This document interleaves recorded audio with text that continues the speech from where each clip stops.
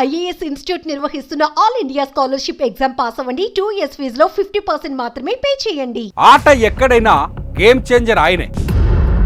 ప్రసంగాలతో పిచ్చెక్కిస్తారు, మాటలతో మాయ చేస్తారు, చెప్పింది చెప్పినట్టుగా చేస్తాడు, చేపిస్తాడు. అతడు ఎవరో కాదు, AP deputy CM Pawan Kalyan. తన పవర్ ఏంటో ఏపీలో చూపించిన జనసేనాని ఇప్పుడు మరాఠా గడ్డకు తెలిసొచ్చేలా చేశాడు. పవన్ ప్రచారం చేసిన అన్ని చోట్ల బీజేపీ అభ్యర్థులు విజయం వైపు దూసుకుపోతున్నారు. మహారాష్ట్రలో పవన్ చేసిన ప్రచారంతో కమలం వికసించగా మహావికాస్ అఘాడీకి గెలుపు దూరమైంది. దీంతో దట్ ఈజ్ జనసేన పవర్ అంటూ జన సైనికులు కాలరెగరవేస్తున్నారు. మహారాష్ట్రలో వెలువడిన ఫలితాల్లో అధికారంలో ఉన్న భారతీయ జనతా పార్టీ నేతృత్వంలోని మహాయుతికి తిరుగు లేకుండా పోయింది.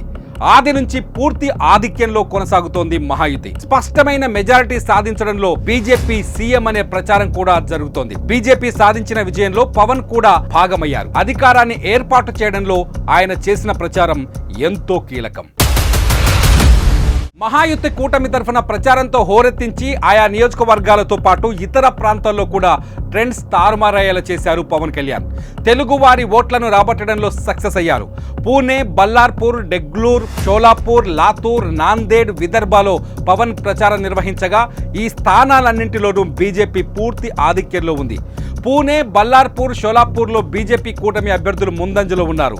డెత్రూర్, లాతూర్లలో మాత్రం ఒకంత హోరాహోరీ పోరు కొనసాగుతోంది. మొత్తం మీద జనసేన అధినేత పవన్ కళ్యాణ్ ప్రచారం చేసిన ప్రాంతాల్లో ఎక్కువ స్థానాల్లో బీజేపీ అభ్యర్థులు ఆధిక్యంలో కొనసాగడం విశేషం. పవన్ ప్రచారంతో మహాయుతి కూటమికి బాగా కలిసొచ్చింది.